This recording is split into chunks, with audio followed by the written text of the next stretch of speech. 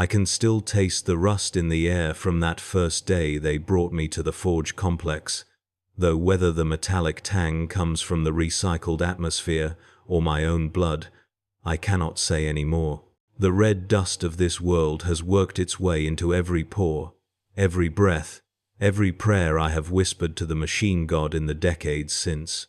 My augmetic fingers trace the scars along my throat where the Vox grill was first installed, remembering when I still had flesh enough to feel pain properly, when I still believed that serving the Omnissiah's will would bring me closer to blessed enlightenment rather than this slow descent into mechanical damnation.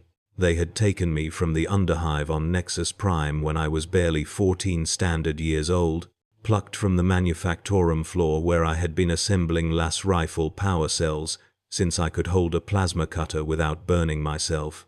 The Adeptus Mechanicus recruitment servitors descended through the smog-choked levels like red-robed vultures, their optical arrays sweeping across the hunched forms of workers, searching for that particular combination of technical aptitude and spiritual emptiness that marked a suitable candidate for the machine cult.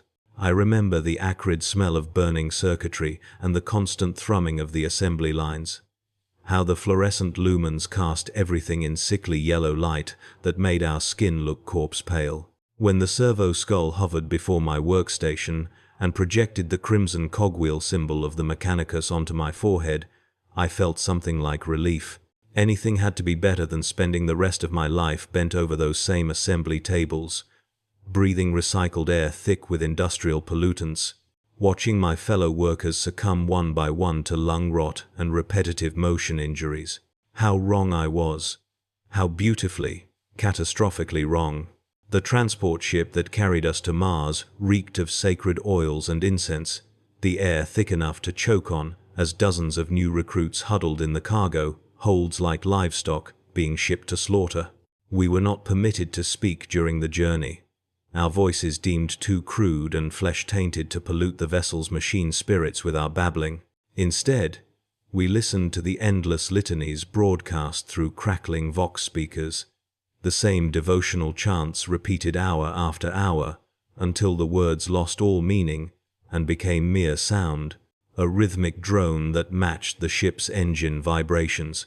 I pressed my face against the tiny porthole and watched the stars wheel slowly past, trying to imagine what awaited us on the red planet, still foolish enough to believe I was being elevated rather than discarded. The other recruits came from forge worlds and hive cities across the sector, but we were all cut from the same cloth. Young, technically gifted, and desperate enough to trade our humanity for the promise of purpose. There was Kellyan, a pale girl from a mining world who could coax machine spirits from the most temperamental equipment with nothing but whispered prayers and gentle touches. Marcus had been raised in the depths of a void ship's engine compartments, his hands already scarred from years of working with plasma conduits and fusion reactors. And then there was Yolanda, who never spoke of her past, but whose augmetic eye suggested she had already begun the process of mechanical ascension before the Mechanicus claimed her. We docked at Olympus Mons Forge complex on the 200th day of our journey, the ship's hull groaning as docking clamps engaged and artificial gravity shifted beneath our feet. The first breath of Martian air burned my lungs like acid, even filtered through the atmospheric processes. Everything was red here. The dust that coated every surface, the rust-stained walls of the docking bay, even the light that filtered down from the massive industrial lumens suspended far above our heads. Tech Adepts moved through the crowds of arriving personnel like sharks through bloody water, their red robes rustling with the soft whir of hidden mechanical limbs. Servo skulls darted overhead, optical sensors recording every face, every gesture, cataloging us like inventory items waiting to be sorted and processed. They herded us through decontamination chambers where scalding chemical sprays stripped away the last traces of our origin worlds, then into dormitories that reeked of disinfectant and sacred oils. The bunks were narrow metal slabs with thin mattresses that did nothing to cushion hip bones or shoulders, and the air recyclers coughed and wheezed with mechanical arthritis. But it was the sound that I remember most from those first nights. The constant background noise of the forge complex, a symphony of grinding gears, hissing pneumatics, and distant explosions from the plasma forges deep below. Even in sleep, the noise followed us, working its way into our dreams until we began to believe that silence was an aberration, something unnatural and frightening. The morning after our arrival, they began the sorting process. Tech Dominus Vex Nullus himself presided over the ceremonies, his towering frame draped in robes that sparked with embedded circuitry, mechadendrites writhing like metallic snakes from beneath his hood. We stood in perfect ranks while servo skulls circled overhead, their auspex sensors probing our genetic material, measuring bone density, analyzing neural pathways for signs of psychic contamination. One by one, my fellow recruits were selected for different roles within the Forge hierarchy. Some destined for the explorator fleets that ranged across the galaxy seeking lost technology, others assigned to the great manufactorums, where they would oversee the production of war materiel for the Imperial war machine. When the skull probe descended toward my face, I felt its scanning beams penetrate my skull like hot needles, mapping the convolutions of my brain with mechanical precision. There was a moment of perfect stillness, the only sound the soft humming of the probe's cogitators as they processed the data. And then Tech Dominus Vex Nullus spoke my fate in a voice like grinding stone. Forge-bound, deep core assignments, plasma synthesis protocols. The words meant nothing to me then, but the other recruits stepped away as if I had been marked with some invisible plague sign. Only later would I understand that I had been selected for the most dangerous work the Forge had to offer, assignments with mortality rates that made serving in a penal legion seem like a comfortable retirement. They led me deeper into the complex than I had imagined possible, down through levels carved directly from the Martian bedrock, past foundries where the heat shimmer made the air dance like liquid fire.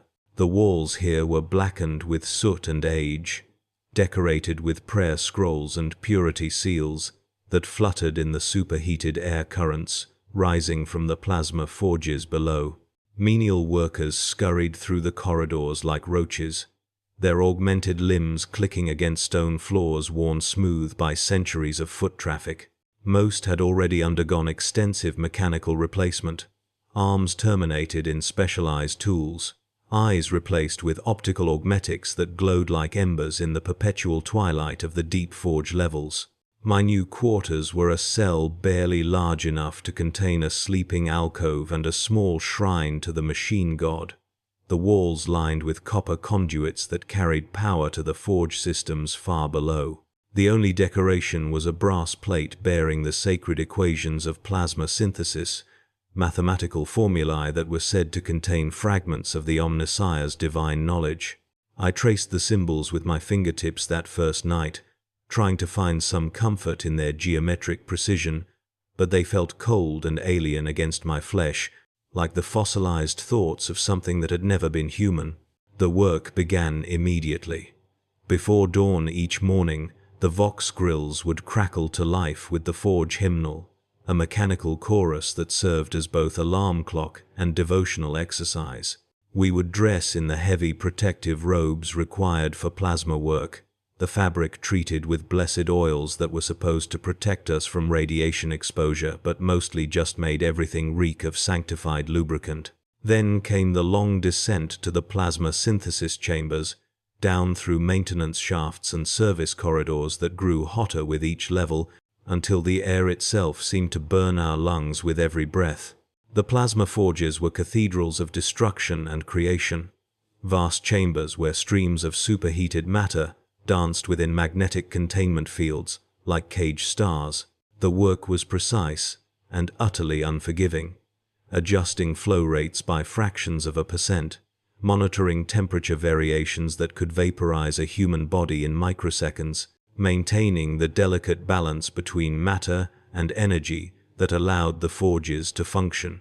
A single miscalculation, one moment of inattention, and an entire synthesis chamber could explode with the force of a small nuclear weapon. I learned quickly that the plasma synthesis division had the highest turnover rate in the entire forge complex. Every few days, we would hear the distinctive whine of containment failure from one of the neighboring chambers, followed by the acrid smell of vaporized human flesh and the soft prayers of the recovery servitors as they swept up what little remained of our former colleagues. The supervisors never acknowledged these losses directly. New workers would simply appear the next morning, their faces pale with fear and determination, ready to take the place of the vanished. But it was not the immediate danger that wore us down so much as the constant, grinding pressure of existence in the deep forges. The heat was relentless, turning our protective robes into ovens that baked our flesh slowly throughout each shift. The radiation exposure accumulated in our bodies like poison, causing hair to fall out in clumps and skin to develop the telltale grayish pallor of plasma sickness. And always there was the noise, the roar of the forges, the hum of magnetic containment systems, the mechanical prayers of the servitors as they performed their endless maintenance routines. Sleep became a luxury we could barely afford, stolen in brief moments between shifts when exhaustion finally overcame the constant pain of radiation poisoning and heat exposure. Even in our dreams, we could hear the forges calling to us, their plasma song working its way into our unconscious minds until we began to forget what silence sounded like. Food was a nutritional paste dispensed from automated systems, its taste engineered to be acceptable to augmented palates, but utterly repulsive to those of us who still possessed unmodified digestive systems. It was during my 3rd month in the deep forges that I began to understand the true nature of our situation. We were not being trained or educated. We were being worn down, ground away by the relentless demands of the work, until only the strongest or most adaptable survived. Those who could not handle the physical demands would suffer catastrophic accidents that removed them from the workforce permanently. Those who lacked the mental flexibility to adapt to constant stress would suffer nervous breakdowns and be recycled into servitor components. And those few who survived long enough would eventually be offered the chance to undergo augmentation, trading pieces of their failing flesh for mechanical replacements that could better withstand the forge environment. The first time I saw one of my fellow workers after their initial augmentation procedures, I barely recognized them. Kellyanne returned from the Medicaid facility with her arms replaced below the elbows, gleaming mechanical manipulators that moved with inhuman precision but lacked any trace of the gentle touch that had once made her so gifted with machine spirits. Her face had been partially reconstructed as well, one eye replaced with a multi-spectrum optical sensor that tracked movement with predatory focus. When she spoke, her voice carried the flat intonation of a vox caster, purged of emotional inflection and human warmth. But she was more efficient now, capable of working longer shifts without fatigue, immune to the radiation that was slowly killing the rest of us. Within days of her return, she had been promoted to a supervisory role, overseeing a team of newer recruits with the same mechanical precision that characterized her movements. She no longer needed to sleep regularly, taking brief periods of downtime to allow her augmetic systems to run diagnostic routines and perform routine maintenance. She consumed nutrient paste with the same mechanical efficiency with which she performed her duties, her modified digestive system extracting maximum nutritional value with minimal waste. Watching her transformation, I began to understand the true goal of our service in the deep forges. We were not workers in any conventional sense. We were raw material being processed, human components being tested and refined until we could be properly integrated into the greater machine organism of the forge complex. Our flesh was being systematically stripped away, replaced piece by piece with mechanical substitutes, until nothing remained of our original humanity except the spark of consciousness trapped within increasingly alien forms. The realization should have terrified me, But by that point, the constant exposure to plasma radiation and industrial chemicals had begun to affect my neural chemistry. I found myself experiencing moments of dissociation where my consciousness seemed to float free of my body, observing my own actions with detached curiosity. The pain of radiation poisoning became a distant sensation, something happening to someone else's flesh, while my mind retreated into mathematical abstractions and engineering principles. I began to see beauty in the geometric precision of the plasma containment fields, to find comfort in the predictable rhythms of the forge machinery. The transformation wasn't immediate, but it was inexorable. Each day brought new revelations about the malleability of flesh and the supremacy of the machine. When Magos Koran summoned me to his private sanctum, 3 weeks after my first augmentation, I walked through the corridors with a different gait. The servo skull's optical feeds had taught me to see heat signatures through walls, to detect the subtle electromagnetic fluctuations that betrayed hidden power conduits and surveillance devices. His chamber was a cathedral of brass and steel, dominated by a massive cogitator array that hummed with barely contained data streams. Holographic displays flickered with technical schematics I was only beginning to comprehend, showing cross-sections of some vast orbital construct that dwarfed even the forged cities of Mars. Your progress exceeds expectations. Initiate Vex 47.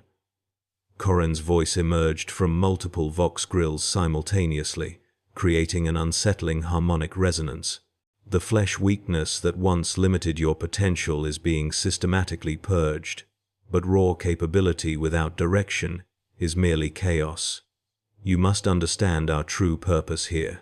He gestured with one mechadendrite, and the chamber's main display shifted to show a three-dimensional model of Mars itself. But this wasn't the barren red world I'd known as a child. This was Mars, as the Mechanicus envisioned it.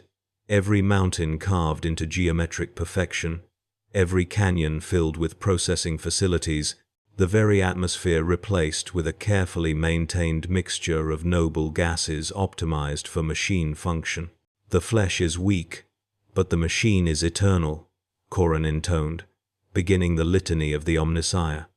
What you see before you is not mere ambition, but inevitability.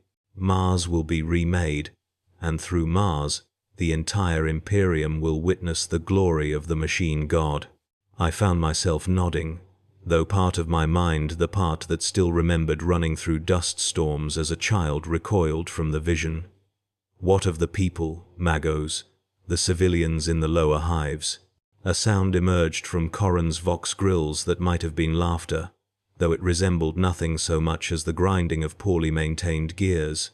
People? You mean the inefficient biological processes that currently waste resources and produce nothing but entropy? They will be optimized.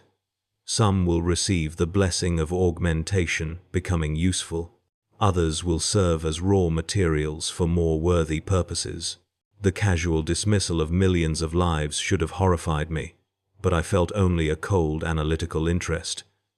The numbers were compelling.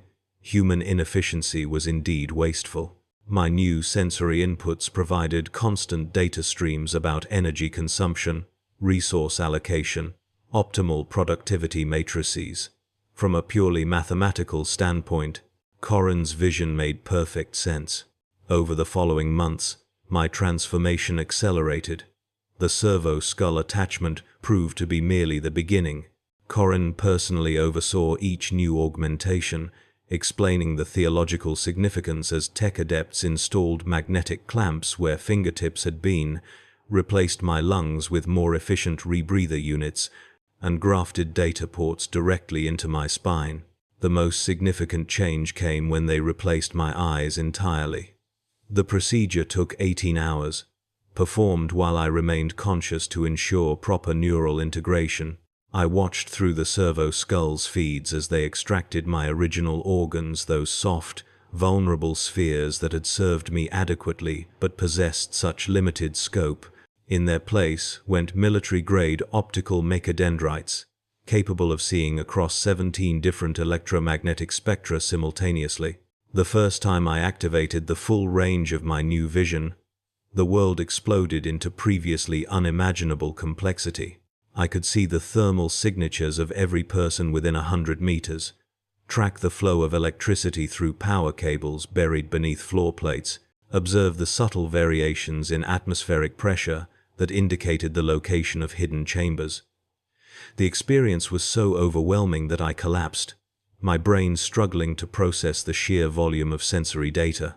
But adaptation came quickly, faster than it should have, according to the medical logs I now had clearance to access. Most initiates required months of gradual adjustment to major augmentations. I was integrating new systems within days, as if my nervous system possessed an unusual plasticity. It was during this period that I first encountered Genitor Prime Vos Delta 7. Unlike the other high-ranking Mechanicus personnel, who had long ago abandoned any pretense of human appearance, Vos Delta 7 retained enough original flesh to be immediately identifiable as having once been a woman. Her skin was pale as parchment and marked with ritual scarification, but her face was intact beneath a crown of neural interface cables. "Fascinating adaptation curves," she murmured, reviewing my augmentation records with obsessive attention to detail.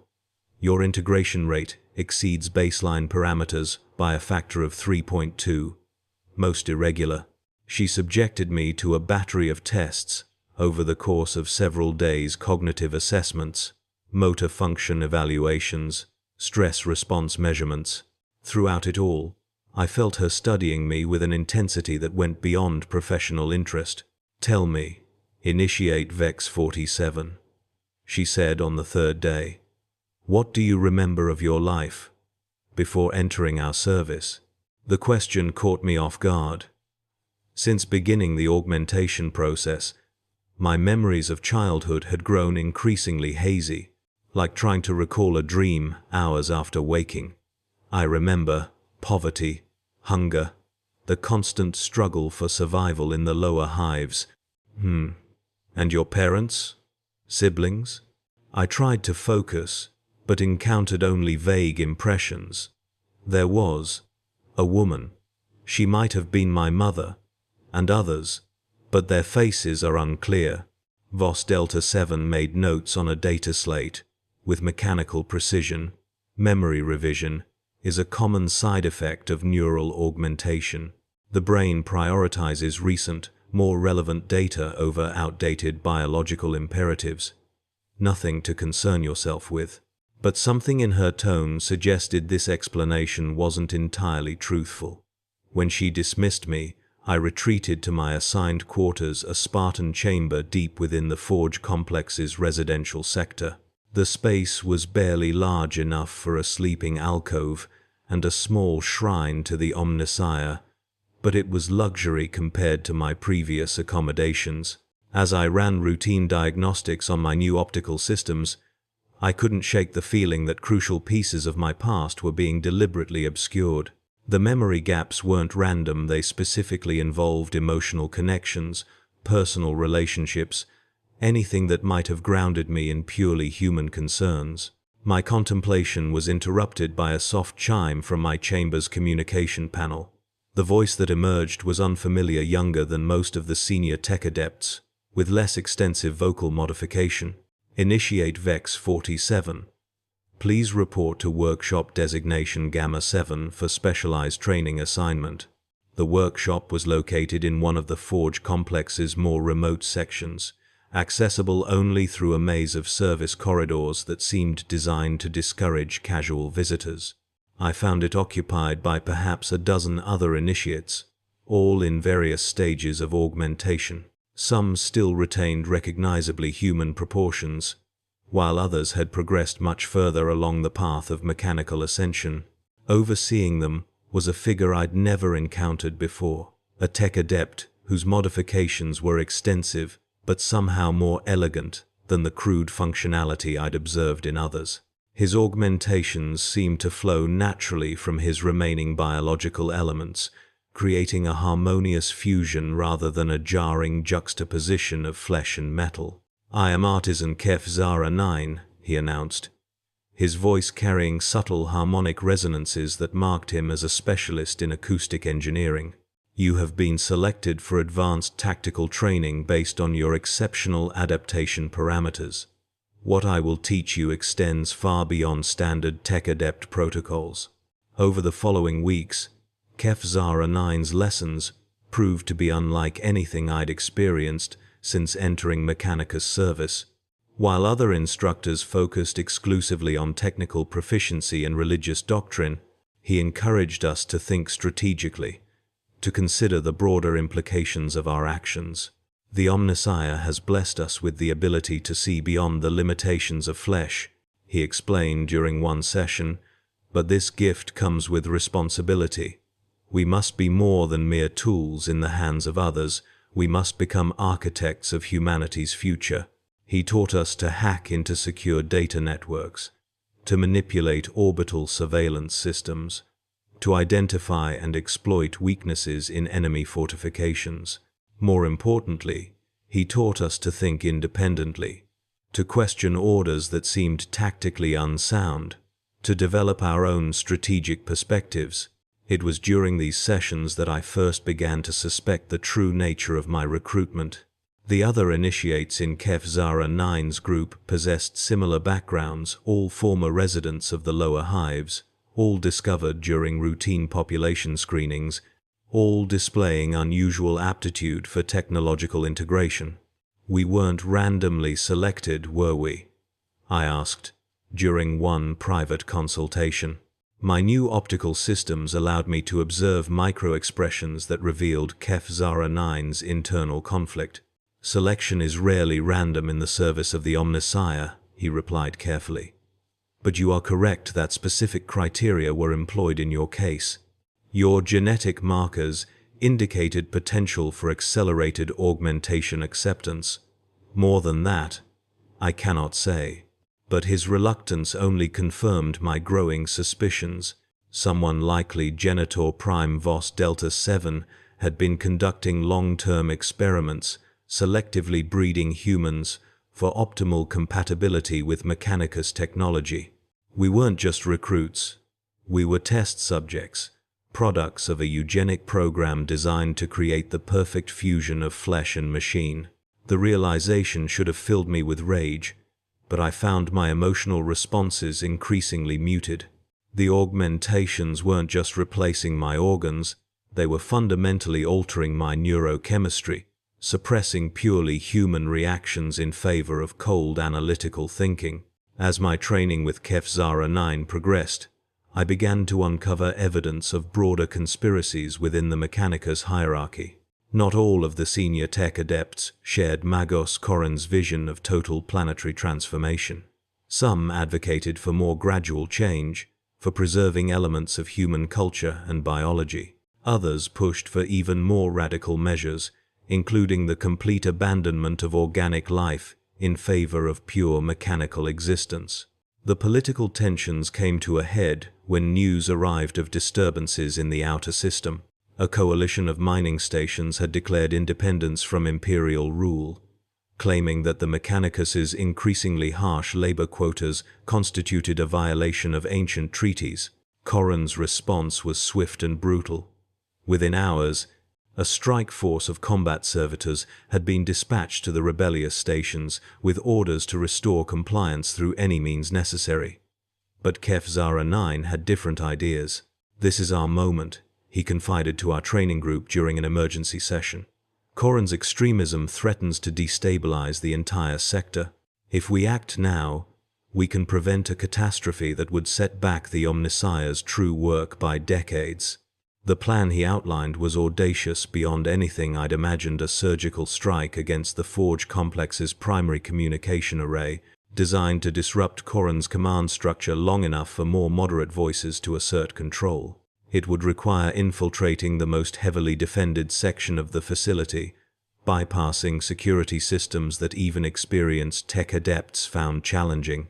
But as I listened to Kef Zara 9's strategy briefing, analyzing probability matrices and tactical variables with my enhanced cognitive processes, I realized we might actually succeed. My augmentations weren't just making me more capable, they were making me more than human, granting abilities that no purely biological intelligence could match. The question that remained was whether this transformation represented salvation or damnation, progress or corruption. As I prepared for what might be my final mission as an initiate, I found myself wondering if the distinction even mattered anymore. The alarm klaxons shattered the pre-dawn silence of Forge Complex Tertius with their mechanical screaming. I rolled from my cot, augmented reflexes already calculating trajectories and threat assessments before my consciousness fully engaged. The crimson emergency lights bathed everything in the color of spilled oil, and through the reinforced windows I could see shapes moving in the Martian darkness, shapes too large and too numerous to be anything the Omnissiah would smile upon. Xenos Incursion Sector 7. Magos Kelix's Vox transmission crackled through the internal comm system. All Tech Adepts to battle stations. The machine spirits cry out for vengeance. I strapped on my gear with practiced efficiency, my mechadendrites checking weapon charge levels and atmospheric seals, while my hands secured armor plating. The las carbine felt comfortable in my grip, its machine spirit humming with barely contained energy.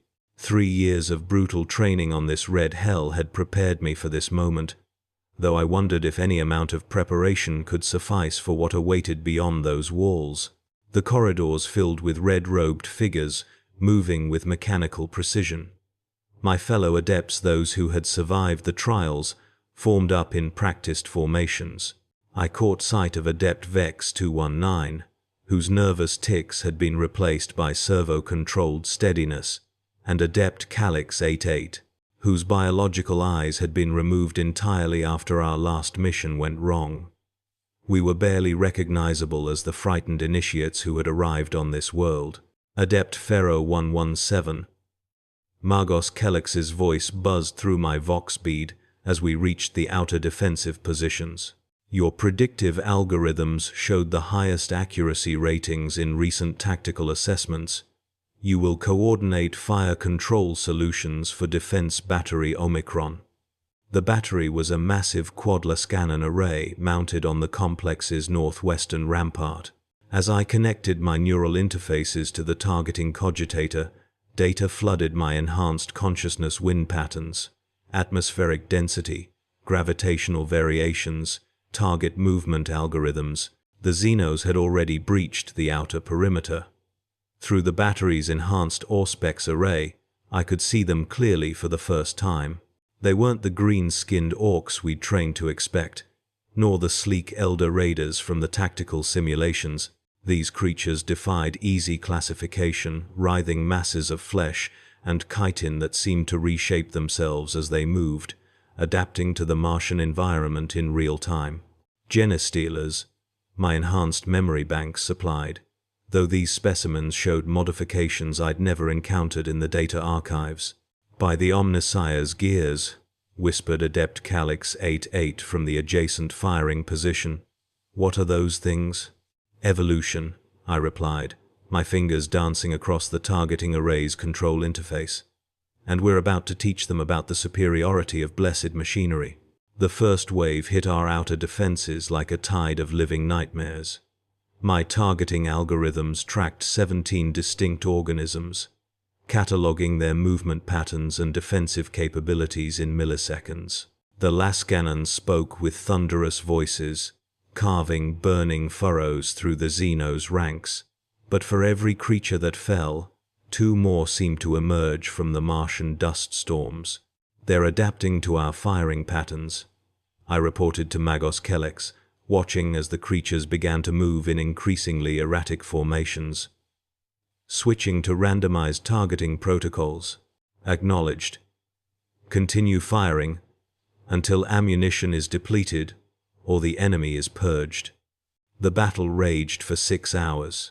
My augmented nervous system allowed me to process targeting data without fatigue, but I could see the strain wearing on my more biological comrades.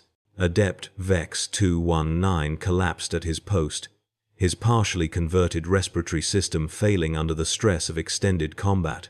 I watched the medical servitors drag him away and wondered if he would survive to see another sunrise. By the time the last Xenos creature fell, the forge complex looked like it had been mauled by the claws of some mechanical god. 3 of the defensive batteries were destroyed, 2 storage facilities had been breached, and 17 Tech Adepts lay among the dead. But we had held. The creatures lay scattered across the red sand, their adaptive flesh already beginning to decay in Mars's thin atmosphere. Magos Kellex found me in the aftermath, still connected to the targeting cogitator, reviewing battle data with mechanical precision. My enhanced mind was already composing after-action reports and tactical recommendations for future defensive scenarios. Adept Pharaoh 117, he said, his voice carrying an unusual harmonic that I recognized as approval. Your performance exceeded all predictive parameters. The Omnissiah has blessed your calculations with divine accuracy. The machine spirits guided my targeting, Magos. I was merely their instrument.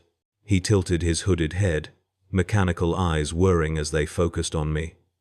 Perhaps, you have finally achieved the synthesis we seek, the perfect fusion of flesh and blessed machinery.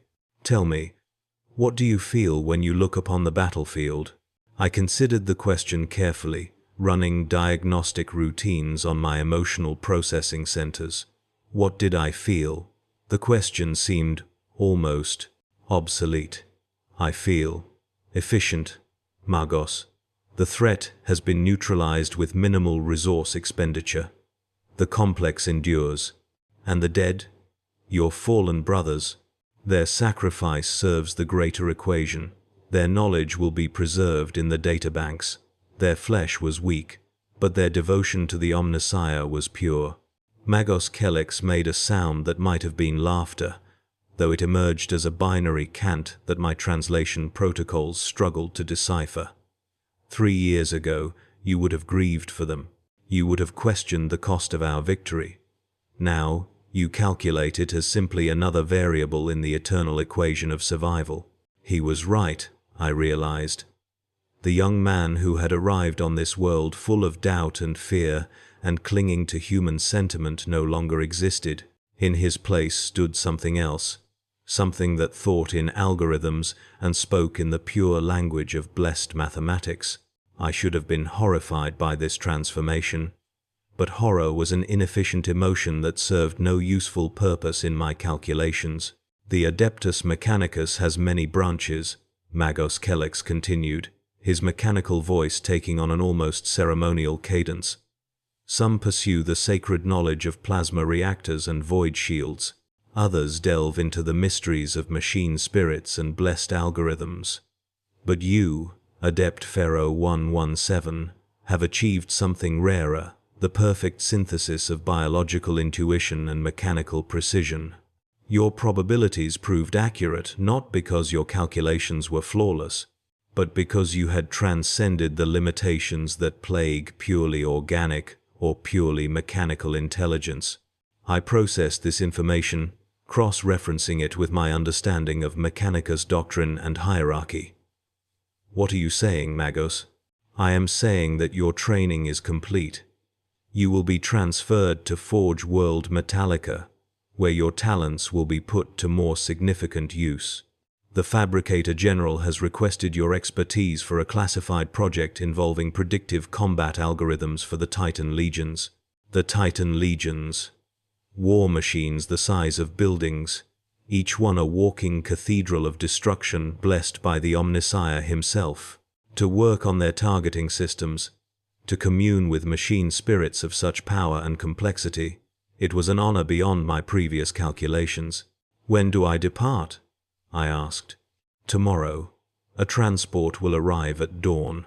That night, I stood on the observation deck of Forge Complex Tertius, looking out over the Martian landscape where I had been forged into something new. The red sand stretched endlessly toward the horizon, broken only by the geometric shadows of industrial structures and mining operations. Above, the 2 moons cast their pale light across a world that had become more home to me than distant Terra ever was. Adept Calyx 88 joined me at the observation port, her replaced eyes clicking softly as they adjusted to the ambient light levels. "Strange to think we're leaving this place," she said. "Are you experiencing regret?" I asked, genuinely curious about her emotional processing. "I'm not certain my current configuration supports regret," she replied after a moment's calculation. "I remember that I used to fear this world. Now I find myself grateful for what it has made me." I understood. Mars had stripped away everything weak and inefficient about us, leaving only what was necessary for survival and service. We were no longer the frightened recruits who had arrived 3 years ago, clinging to human sentiment and biological limitations. We had been reforged in the furnaces of necessity, tempered by hardship, and emerged as something greater than the sum of our original components. "The transport arrives in 7 hours and 43 minutes, I noted, my chronometer providing precise temporal data. "We should begin final preparations." Of course. Though I confess, I find myself wondering about the others, the ones who didn't survive the transformation. Their data has been preserved. Their sacrifice contributed to our success. That is sufficient. Calyx 88's mechanical eyes whirred softly. "Yes, I suppose it is." We returned to our quarters to complete our preparations. My possessions had been reduced to the essential sacred tools, blessed components, data slates containing the accumulated wisdom of my training. Everything else was unnecessary weight that served no function in the greater equation of existence. As I packed, I found myself reviewing the person I had been when I first arrived on Mars. The memories felt distant, almost like data files, describing someone else entirely. That young man had possessed dreams and fears, hopes and doubts. He had clung to human connections and organic limitations. He had questioned the wisdom of the Omnissiah and feared the price of augmentation. That person no longer existed. In his place stood Adept Pharaoh 117, a perfect synthesis of flesh and blessed machinery, capable of processing data streams that would overwhelm purely biological intelligence while maintaining the intuitive leaps that pure logic engines could never achieve. I had become what the Mechanicus always intended, a servant of the Omnissiah, unburdened by the weaknesses of purely human consciousness. The transport arrived precisely at dawn, its engines screaming hymns of blessed combustion as it descended through Mars' thin atmosphere. I boarded with my fellow survivors, 19 Tech Adepts out of the hundreds who had begun the trials 3 years ago. We were the proven, the tested, the successfully converted. As the ship lifted off, carrying us toward our new assignments among the stars, I watched the surface of Mars recede below us. The red planet had been brutal teacher, but its lessons were absolute and undeniable. In its forges of hardship and necessity, we had been transformed from mere humans into something far more useful to the Imperium's grand design. The brutal life of a Tech Adept on Mars had ended. What began now was service to the eternal quest for knowledge, the sacred mission to commune with machine spirits across the galaxy, and the blessed certainty that comes from perfect synthesis between flesh and steel. I felt no sadness at this transition, no regret for what I had lost. Such emotions were inefficiencies that served no purpose in my calculations. Instead, I experienced something that might once have been called satisfaction, the mechanical certainty that I had been successfully optimized for the tasks ahead. The Omnissiah's will would be done, and I would be his instrument in that sacred work.